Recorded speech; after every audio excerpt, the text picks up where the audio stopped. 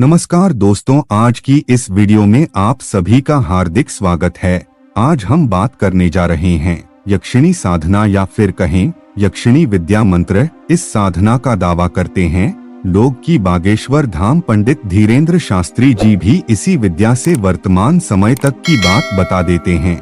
आज हम जानेंगे इस विधि विद्या से हम अपार धन समृद्धि और अपने आप को संपूर्ण वर्तमानकारी बना सकते हैं। आपको संपूर्ण जानकारी देने वाले हैं, इस वीडियो में आप अंत तक बने रहिए। हम जानते हैं इस प्रकार की बातों में लोग विश्वास नहीं करते हैं क्योंकि इस तरह की बातें गोपनीय एवं रहस्यमय बताई गई हैं।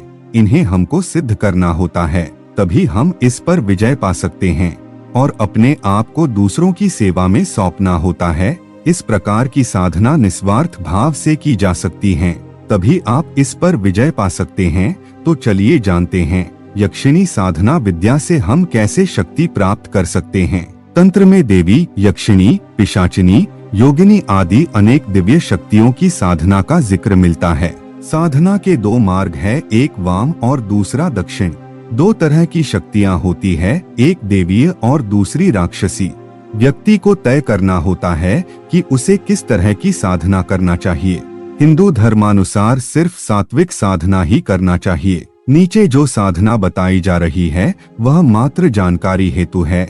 आप साधना के लिए किसी योग्य जानकार से पूछकर ही साधना करें।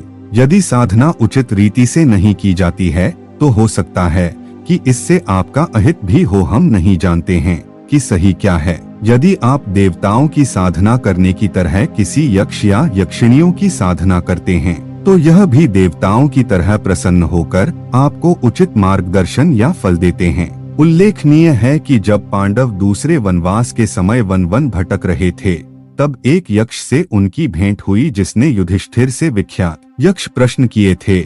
यक्ष का शाब्दिक अर्थ होता है जादू की शक्ति। आदिकाल में प्रमुख रूप से ये रहस्यमय जातियां थीं: देव, दैत्य, दानव, राक्षस, यक्ष, गंधर्व, अप्सराएं, पिशाच, किन्नर, वानर, रीछ, भल्ल, किरात, नाग आदि। ये सभी मानवों से कुछ अलग थे। इन सभी के पास रहस्यमय ताकत होती थी और ये सभी मानवों की किसी न किसी रूप में मदद करते थे। देवताओं के बाद देवीय शक्तियों के मामले में यक्ष का ही नंबर आता है। कहते हैं कि यक्षिणियां सकारात्मक शक्तियां हैं तो पिशाचिनियां नकारात्मक। बहुत से लोग यक्षिणियों को भी किसी भूत प्रेतनी की तरह मानते हैं। साधन स्वविवेक का उपयोग करें। अनुरागिणी यक्षिणी, यह यक्षिणी यदि साधक पर प्रसन्न हो जाए तो वह उसे नित्य धन, मान, यश आदि से परिपूर्ण तृप्त कर देती है। अनुरागिणी यक्षिणी शुभ्रवर्णा है और यह साधक की इच्छा होने पर उसके साथ रासोल्लास भी करती है। यह साधना घर में नहीं किसी एकांत स्थान पर करनी होती है जहाँ कोई विघ्न न डाले।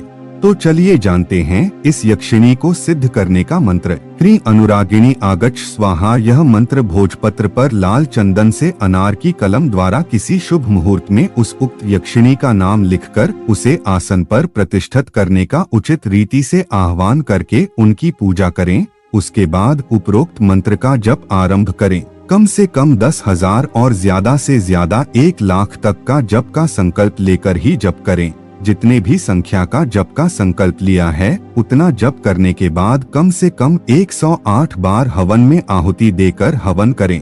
इस प्रकार यक्षिणी विद्या को सिद्ध कर सकते हैं। बस आज की वीडियो में इतना ही। और आपको यह जानकारी कैसी लगी कमेंट बॉक्स में हमें जरूर बताएं और ऐसी ही जानकारी के लिए हमारी वीडियो को लाइक और सब्सक्राइब जरूर कीजिए। जय श्री राम।